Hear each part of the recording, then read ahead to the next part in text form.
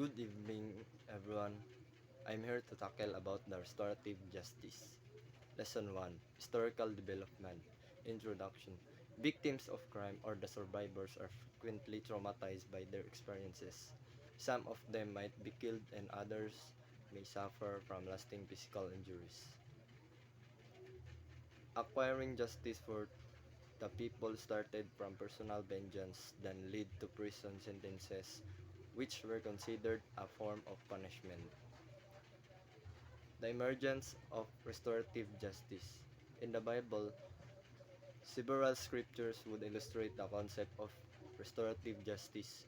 In Hebrew, the justice of God is not the God rewards those who are God and punishes the weak. In the another context of restorative justice was under the Code of Hammurabi, the principle of lex talionis, which mean an eye for an eye.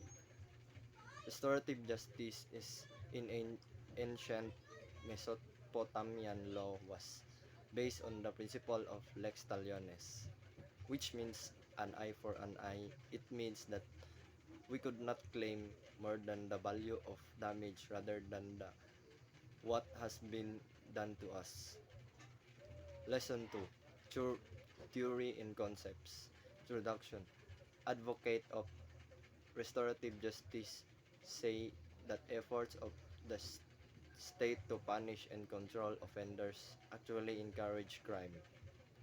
Restorative justice responds to criminal behavior that focuses on lawbreaker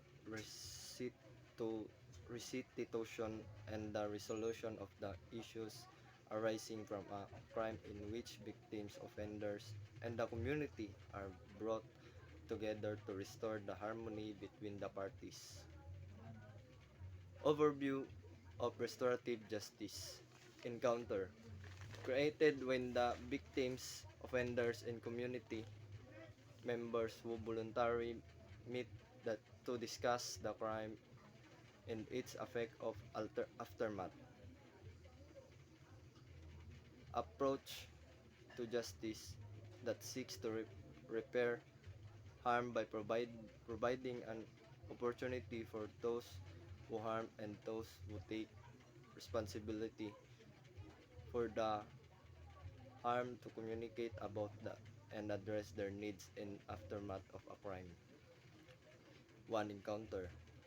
Create opportunities for victims, offenders, and community members who want to meet and discuss the crime and its aftermath. 2. Amends. This is done when the offender take the necessary steps to repair the harm that they have caused and inflicted. The four elements of making amends are apology, change, behavior, restitution, and generosity. 3. Reintegration aims to restore the victim and offender, acknowledging human dignity and worth and offering moral spiritual direction. 4. Inclusion creates opportunities for the parties with a price for a specific crime to participate in its resolution.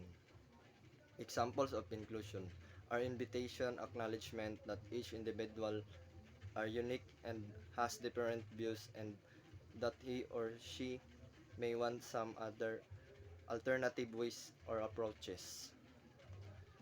Restorative justice core values. Restorative justice is based on the balance, focus, the offender, victim, and the community. First, the offender. Apology.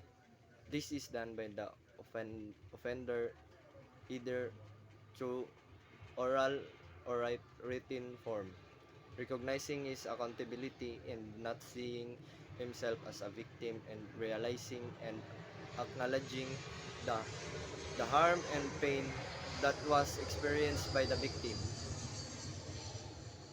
Re- realizing and acknowledging the harm and pain that was experienced by the victim.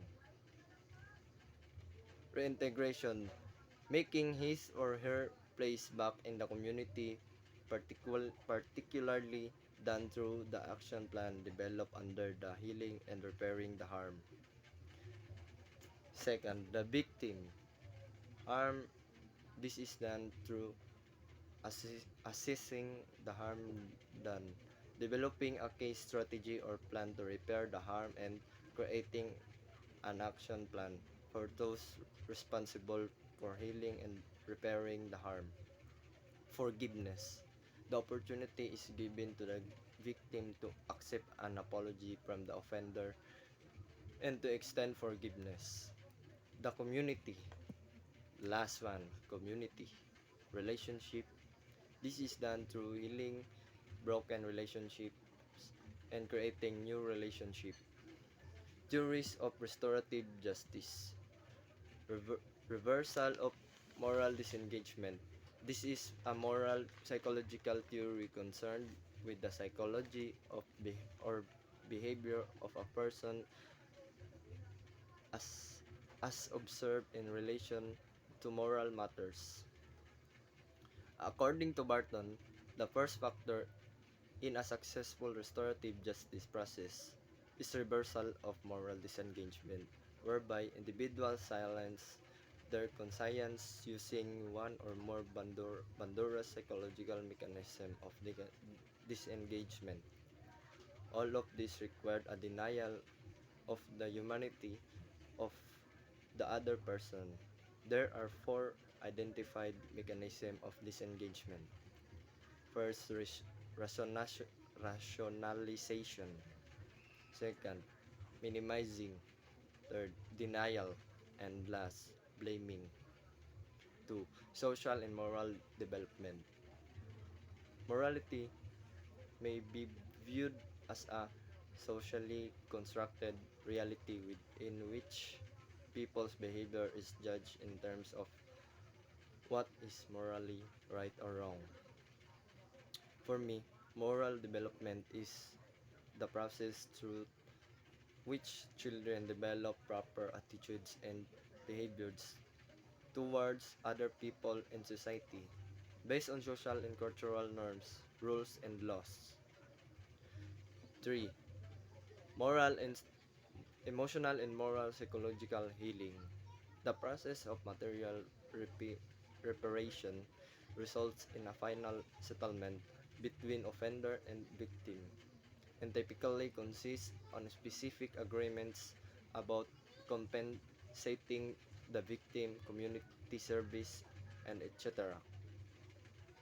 Emotional and moral psychological healing for both the perpetrator and the victim means moving from position of self-protection to a state of genuine remorse, empathy, and willingness perform differently in the future. The success of this change depends on the moral reasoning of the individuals.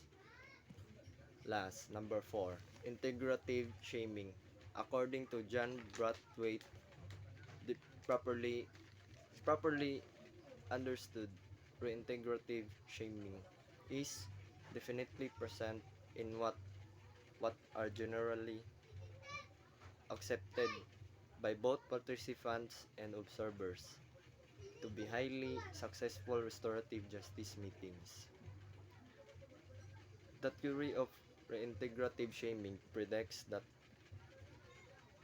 restorative justice processes will be more effective than criminal trials in reducing crime because by putting the problem rather than the person in the center, direct denunciation by someone who you do not respect, a judge or police, is avoided. Last, lesson 3, restorative versus punitive justice system. For many years, ret- retributive justice system was viewed as a principal justification of punishment to deter criminals and obtaining justice. Its major emphasis is more on the degree or of deprivation as a significant way of sanction and control.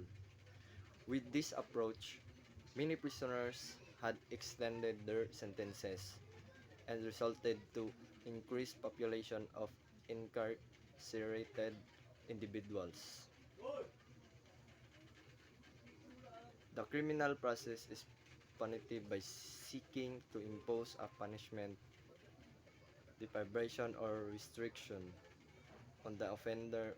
The restorative process seeks to compensate the victim, repair the harm, and facilitate the offender's remorse. And that's all. Thank you.